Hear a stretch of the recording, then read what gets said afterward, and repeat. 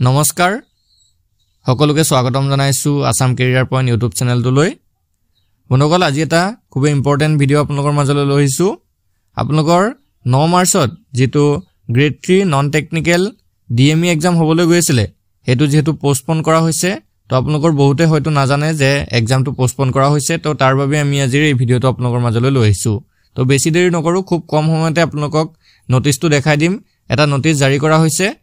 1 মাৰ্চত অৰ্থাৎ জুৱাকালি আপোনালোকৰ এটা নোটিছ দিয়া হৈছে যেটো নোটিছত কৈ দিছে যে 9 মাৰ্চত আপোনালোকৰ এক্সামটো নহয় তো এটা এক্সামটো কেতিয়া হ'ব কোন তাৰিখে এক্সামটো হ'ব আৰু কিবা চেঞ্জ কৰিছে নেকি তাৰ বিষয়ে আমি এই ভিডিওটো জনাই দিম হে ভিডিওটো স্কিপ নকৰি হেখলৈকে চাই থাকিব ঠিক আছে তো ইয়াতে আমাক এখন নোটিছ দিয়া হৈছে ঠিক আছে গভৰ্ণমেণ্ট অফ আসাম অসম চৰকাৰৰ ফালৰ পৰা এখন নোটিছ দিছে office of the director of medical education অৰ্থাৎ ডিএমইৰ ফালৰ পৰা এই নোটিছটো জাৰি কৰা হৈছে এটো চাওক ইয়াতে তাৰিখটো লিখা হৈছে 1/3/2025 ঠিক আছে 1 মাৰ্চত এই নোটিছখন জাৰি কৰিছে তো ইয়াতে বিশেষ একো কোৱা নাই তো ইয়াতে কৈছে চাওক যে যেটো আপোনালোকৰ 9/3/2025 ত এক্সামটো হ'বলগীয়া আছিল যেটো শিডিউল কৰা আছিল সেই এক্সামটো এতিয়া কি হয় পোষ্টপন কৰা হৈছে মানে পিছুৱাই দিয়া হৈছে আৰু পিছুৱাই দিয়া কেতিয়া পিছুৱাই দিয়া হৈছে 30/3/2025 মানে 30 মাৰ্চত আপোনালোকৰ এতিয়া এক্সামটো ৰি হ'বলৈ গৈ আছে মানে 30 তাৰিখে আপোনালোকৰ এক্সামটো হ'ব বিশেষ আপোনালোকৰ চেঞ্জ একো হোৱা নাই আপোনালোকৰ সিলেবাসটো কোনো চেঞ্জ হোৱা নাই তো আপোনালোকৰ কোনো তাতে ভাবিবলগীয়া কথা নাই যিসকলৰ প্ৰিপাৰেচনটো কম হৈ আছিল তেওঁলোকৰ বাবে সুবিধা হৈছে আৰু যিসকলৰ প্ৰিপাৰেচন হৈ আছে অলৰেডি তো তেওঁলোকে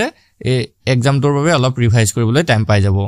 আৰু আমিতো ভিডিও ডেইলি বেসিছত দি আছো কেইদিনমান ধৰি হয়তো আমাৰ ভিডিওটো অলপ প্ৰবলেম হৈছে দিব পৰা নাই এতিয়াৰ পৰা আমি আকৌ ডেইলি ভিডিও দিবলৈ চেষ্টা কৰিম আৰু আপোনালোকৰ বাবে যিবিলাক নোটছ বনাইছো সেই নোটছখিনিও যদি আপোনালোকে গোটেইখিনি কমপ্লিট কৰি যাব পাৰে তেতিয়াও কিন্তু আপোনালোকৰ এটা ভাল ৰিজাল্ট হ'বলৈ আশা আছে কাৰণ এই এক্সামটোত আপোনালোকৰ ডাইৰেক্টলি ৰিটেন এক্সামটো পাস কৰিলে মানে যদি কাটঅফত আপোনালোকৰ নামটো আহি যায় তেতিয়া আপোনালোকৰ যেটো চাকৰি হেতু কনফাৰ্ম হৈ যাব ঠিক আছে ইয়াতে কোনো ফিজিক্যাল টেষ্টৰ বা কোনো তেনেকুৱা টেষ্টৰ প্ৰয়োজন নাই সেই কাৰণে ইয়াৰ এক্সামটোই মেইন হয় যদি এক্সামটোত ভাল মাৰ্কস আপোনালোকে উঠাব পাৰে তেতিয়া আপোনালোকৰ চাকৰিটো কনফাৰ্ম হৈ যাব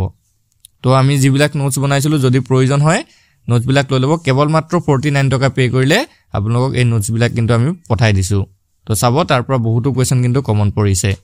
ঠিক আছে যদি আপোনালোকৰ প্ৰয়োজন হয় স্ক্ৰিনত এটা নাম্বাৰ থাকিব আৰু মাত্ৰ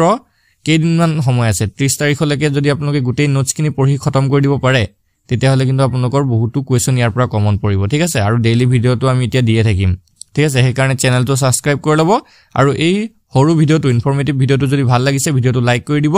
আৰু বন্ধু-বান্ধৱৰ সৈতে শেয়াৰ কৰি দিব ধন্যবাদ